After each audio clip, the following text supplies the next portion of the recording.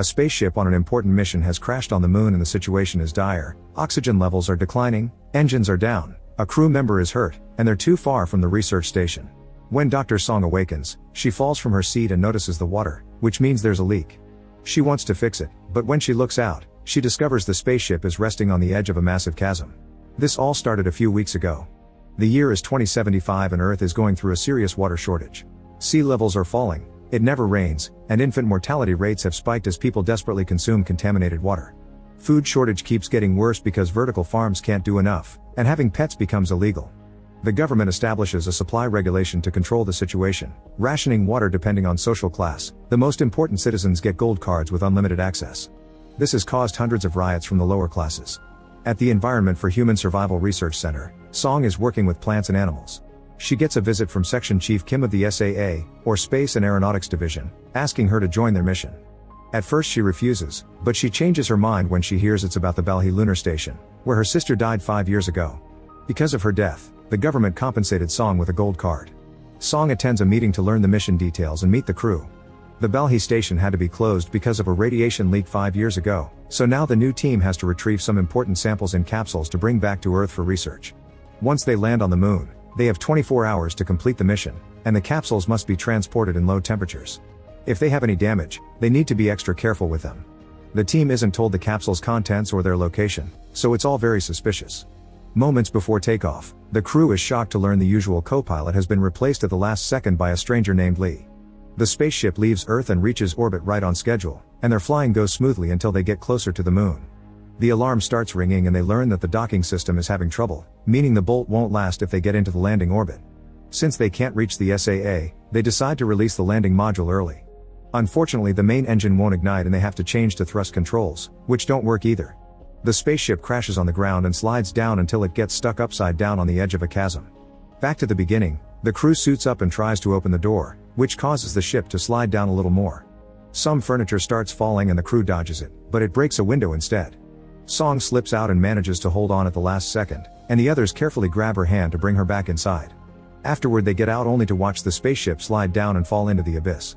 There's no communication with the SAA and the station is a little over 7 kilometers away, but considering the limited oxygen, they have no choice but to start walking toward Balhi.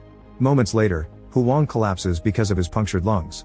His suit is out of water, but when the others try to give him some, Huang stops them and throws up blood before dying. The crew decides they'll pick up his body later when they get rescued and keep moving after leaving a vial of water in the guy's hand. By the time they make it to the station, their oxygen levels are at 1%, so they hurry inside on the verge of collapse and shut the airlock just in time. Then a flashback reveals Song in her old lab trying to decrypt a message left by her sister. An old conversation helps her guess the password is silent C in Latin, and once the message is decoded, it reads "Find Luna."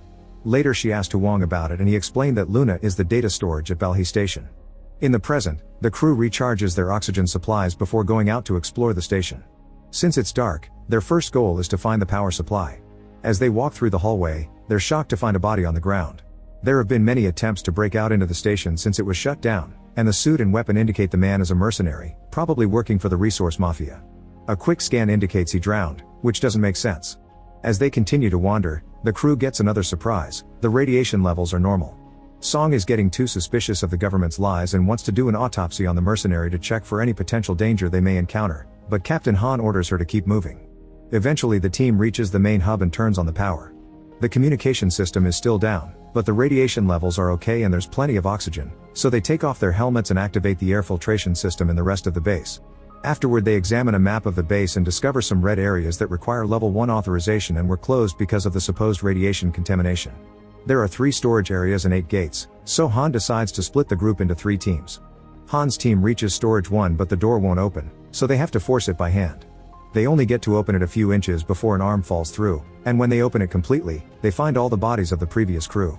They're in the same state as the mercenary, so they didn't die from radiation either. There are blood handprints on the walls indicating the crew tried to escape, but it seems the area was shut down in an emergency. This means the crew died after the shutdown and not before, as the government said. Afterward Han's team enters storage 1 and notices someone had already been there. There are some capsules on the ground but they're all empty. Song's team heads to storage 3, but they stop when they find a strange biosignature on the scanner. Since it's moving alone, it can't be a crew member, so Chief Gong decides to investigate and tells his teammates to wait. Since this is getting too weird, Lee tells Song that she was right to be suspicious and offers to cover for her while she heads off to the infirmary to find the medical records. As soon as she's gone, Lee enters storage 3 to discover the power isn't working here and the capsules are empty. He accidentally drops his flashlight, and when he reaches under the furniture to retrieve it, something takes the flashlight away. After the initial shock, Lee tries again, only to find a capsule full of water.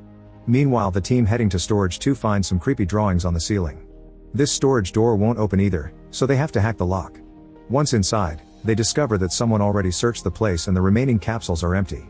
There are bodies on the ground, but this wasn't radiation death either because the levels are fine. When he looks more closely, Suchin realizes one of the bodies is holding a capsule. When he pulls it from the stiff fingers, he accidentally presses the body's chest and causes it to cough up a strange spore that enters Suchin's eyes. The capsule he grabbed is empty too, so the team begins heading back. On his way out, Suchin feels strange and water droplets can be seen moving under his skin as he starts hallucinating things like a starfish on the wall. Another flashback reveals that before the mission, Song had already been researching the Belhi station and noticed a weird sign. Later, Kim surprised her by saying that the sign wasn't on the door, it was on the floor. In the present, Song gets a message from Gong telling her that he lost the weird signal and is going back, so she has no choice but to return without finding the symbol. When she makes it to the storage, she finds Lee at the door and sees how suddenly something pulls him back into the room. Song immediately goes inside and discovers Lee being choked against the ceiling. Once he's dead, the mysterious entity drops Lee on the floor and takes the capsule away. When Song tries to take a closer look, the entity disappears. At that moment, Gong returns and calls the rest of the crew. Dr. Hong inspects the body and discovers Lee has fractures all over, which matches Song's weird story. Han is still suspicious, so he watches the footage from Song's body cam, confirming the existence of the strange entity.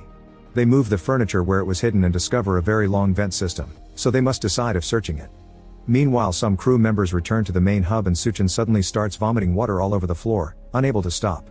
His teammates call the others, and as Hong rushes back, she tells them to put on hazmat suits and stop the water. The teammates put Suchin on his back, but water still drips off the corners of his mouth. Soon Hong arrives and tilts his head back, causing the water to keep coming out. The doctor cuts Suchin's throat to insert a tube that makes the water spurt out like a fountain, then she takes a sample of his blood only to see it come out all watery. Water keeps coming out of the tube with no end in sight, and eventually Suchin dies, drowning just like the bodies they found earlier. Once the filtration system clears the air, the team can take off the hazmat suits. Hong will do an autopsy of Lee's body and Song will check out the data storage, not caring about Han's refusal anymore. The other crew members want to quit because it's become too dangerous, but Han announces the mission is still on and takes some men with him to search for the entity while telling the rest to re-establish communications at any cost. Han's team enters the vents and finds the same creepy drawings on the walls. Suddenly their scanner finds a biosignal approaching them, however it seems to be in another part of the facility because it passes right over them. The team tries to follow the same direction and comes across a door, but it's locked. At that moment they get a call from the men in the main hub saying they made progress with the comms, so the team decides to go back. Meanwhile, Suchin's body is taken to the infirmary, where Hong begins opening him up. Song checks the medical records, but they're all locked, so she goes to gather tissue samples from the other bodies. Minutes later, while Song is working, she thinks she's found the body of her sister, but when she checks the tag she notices it's a different woman with the same surname. Afterward, Song returns to the infirmary, where Hong confirms that the body was filled with water from the inside with no signs of external damage. Song mentions the other bodies had similar symptoms, and when she checks the samples, she discovers the previous crew were in perfect health when they died, with no signs of virus or bacteria. Not to mention Suchin's blood appears to hold a separate layer of something unrecognizable. Back to Han, he learns from the others that they need to fix the digital unit. Usually the elevator would take them there, but it's out of order, so someone will have to climb down, which is very dangerous. Han volunteers to go, and when he stops by to inform the doctors, Song shares a theory. The creature didn't hurt her and is familiar with the internal base structure, so she thinks it may be a survivor. However, Han thinks it isn't possible. Afterward, Song and Hong examine the vomited water and notice it's distilled. It seems the water itself could be the virus, probably extraterrestrial, and it could be the solution to the drought on Earth. It's not in the air, so something happened 5 years ago that made it spread among the old crew. At the chasm, Han starts carefully descending to reach the unit. Suddenly the elevator starts moving on its own and the computer controls are unable to stop it. Han holds on tight and moves out of the way just in time, so the elevator keeps going and disconnects Han's rope in the process. Then it crashes into the station, causing the power to go out only to return a second later. Then the crew begins lowering the rope again, but Han asks them to throw the whole thing off because the elevator is now falling. Moving quickly, Han connects the rope to one of the shafts and dodges the elevator again, but this time his body bounces against the metal and his oxygen system is damaged. After dreaming of his sick daughter back on Earth, Han decides to keep going instead of returning and successfully finds the unit. He quickly changes a panel so the team can reboot the system, Then he passes out. Thankfully the crew quickly saves him and brings him back, but they have bad news, the comms still aren't working. The computer is completely functional, yet for some reason there's no signal. Suddenly they detect an unknown signal coming from Storage 3, so they go there to investigate. The room turns out to be empty, but when they check Lee's body, they find an old communicator indicating he's a rogue agent. Using this communicator, they manage to make the comms work and get in contact with Director Choi of the SAA. After Han updates her on everything, Choi orders him to concentrate on finding the intruder, and Han asks for the codes to access the restricted areas. He also points out Choi isn't surprised by anything he mentioned, so he suspects she knows more than she lets on. Meanwhile Song wanders around the station and finally finds the door with the sign on the floor, but she can't open it without the right code. She returns to the lab and decides to try a new test. She drops some blood on a sample of vomited water, and it immediately starts multiplying at an amazing speed. They immediately hit it with extinguishers and all the drops instantly freeze, confirming that the water can only multiply as long as its host is alive. Song rushes to see Han, announcing the sample they had to pick up has always been water and accusing Han of knowing everything. A flashback reveals what Kim and Choi told Han before the mission. Song's sister Won Kyung had found water on the moon, so the Belhe station was built to study it. Han tells the others of this and says he kept the secret to protect them from moles like Lee, but Song immediately corrects him. She points out the lunar water is what killed everyone because it can't be controlled, but the government is hiding that information because they probably want to commercialize it without caring about the consequences. Then in private Song tells Han that her sister wanted her to be there and asks him for the access codes. They go to the door with the symbol and after Han removes their body cams, he uses the code to finally open it. The walls are covered with the database, and on a hatch on the floor, they're shocked to see some leaves. When they open it, they discover a long tunnel covered with plants. Song and Han immediately bring the rest of the crew and they agree to go investigate. While E2 stays by the hatch to guard it, the others carefully climb down and find multiple storage rooms filled with plants. They also notice this area isn't on the map. Eventually they find a control room with tons of sample capsules, including a broken one on the floor from which all the plants grew out. The team begins gathering capsules to take back, and Han notices something moving among the vines. Other crew members notice something in the hallway only to suddenly scream and run away. The creature tears off E1's arm to steal his capsule, so Sun shoots it to make it drop the sample. The creature runs to hide in the vines and Hong approaches E1 to discover he's died. The others approach the vines and open fire when the creature moves, jumping and climbing around like a monkey. It doesn't stop moving until a stray bullet hits a bursting pipe, making the entity fall. The crew approaches the creature and they're shocked to see it's actually a young girl with a weird protuberance on her jaw and reptile eyes. When she sees them come closer, she quickly runs away and leaves through the upper tunnel, knocking out E2 in the process.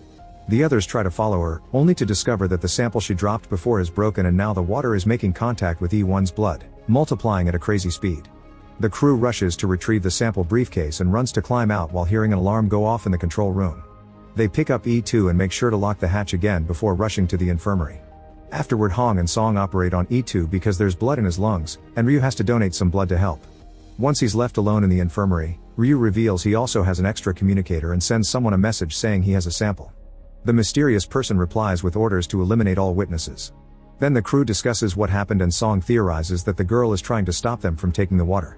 Han calls Choi to confirm they have the samples and informs her the intruder is a young girl, but Choi tells him to kill her anyway. After she hangs up, Choi reveals that she has a picture with the girl from many years ago. Next, Han authorizes Song and Hong to go back into the tunnel to gather information while he returns to Storage 3. He goes inside the vent and this time he opens the door, allowing him to find the broken vent the girl used to move around and a bunch of blood stains. Han follows the blood while two of his men find another vent opening in a hallway, so they go inside and find an area not on the map. There are more bodies here and they start following the blood too, only to suddenly be startled when Han falls in front of them. It seems the girl has complete knowledge of the station and can move through it effortlessly. In the mysterious tunnel, Song and Hong access the database and Song admits that she had no idea her sister was on the lunar base until she was informed of her death. Won Kyung had called her once before the accident, but Song didn't pick up the call and now regrets it. When they finally breach the computer's security, they're shocked to see all data has been erased. The duo returns to the infirmary and finds Ryu taking the samples, pretending that he has orders from Han. Song gets suspicious and stops him, and when Ryu takes out his gun to kill them, they all step back when they see the girl at the door. Ryu tries shooting her, but the girl dodges all the shots and jumps on Ryu to knock him down. While the rest of the crew arrives, Song carefully shows she means no harm and puts down a capsule for the girl, who has a tag with the name of Song's sister. When the girl grabs the sample, Ryu destroys it with a shot, and the girl collapses as she has a seizure. Song notices the protuberances on her cheeks moving like gills, but the girl runs away because she can take a closer look. Afterward Song puts away all the other capsules and tells the crew that the water can't kill the girl. Some crew members want to kill her, but Song forbids it because the girl is the only chance they have to save humanity. Then Han calls Kim, who confirms Choi was the one who ordered the station to be shut down and not everyone in SAA agreed. He refuses to share more information, he only urges Han to work with Song to find the truth.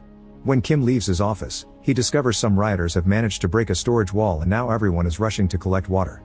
Meanwhile, Ryu sends a message asking for support forces. He gets a call from his contact, revealing it's an American man who insists he should kill everyone and go to Gate 7. Ryu grabs all the samples and as he leaves, E2 wakes up and sees everything. E2 tries following Ryu, who immediately shoots him and hides all the evidence. Back to Han, he tells the others they'll lure the girl out to capture her alive. They find the girl's location with the scanner, and then Song stands in the middle of a hallway with a sample in her hands. Suddenly the girl comes out of the vents, so Song puts down the sample and begins walking away. Han closes the first gate and drags Song out so he can close the other one, causing the girl to run out and get her leg caught in the door. Song tries to help her and as the girl bites her, she reveals a tag on her neck that says Luna 073. When Song calls her that, the girl starts crying, and Han shoots her with a sedative. Then Song opens the door and rushes to comfort the poor girl. At that moment, Ryu activates closure for all the gates from the main terminal. Luna panics and rushes to escape through a vent, so Song grabs the sample and follows her right before the gate closes between her and the team. Hong is locked up in the infirmary and when she checks on the samples, she finds E2's body inside the freezer, so she informs the others. Sun runs to go through an entrance right before the gate comes down, so he starts making his way to the command center. Han and Gong manage to run through a few doors as well, but soon they also get stuck so they decide to take the vents. In the meantime, Song moves through the vents. Her map is broken and she can't contact the others, but Luna waits for her to show her the way. After lots of wandering, Song finds an office that Luna transformed into her personal hideout. There are drawings on the walls, a bunch of capsules, and pictures of the old crew including Won Kyung.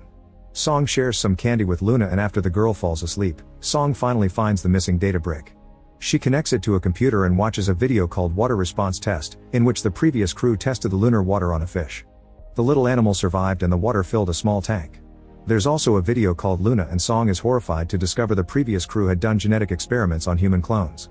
Whenever a Luna died to another failed test, they would bring out a new one, making the number on her name go up with each test. The current Luna is the 73rd clone and the only one who survived. The next video is from Won Kyung, who explains she did all this to save humanity but isn't proud of it. Then Song injects Luna with the water sample, which instantly heals her wounds. At the same time, Hong escapes the infirmary through the vents and after wandering for a while, she's shocked to discover a storage with hundreds of Lunas in bags. She screams when someone touches her, but it's just Han. Together they find a door at the end of storage that takes them near to the control room, but they'll have to use the vents to access it. Meanwhile, Sun makes it to the command center, only for Ryu to welcome him with his gun out.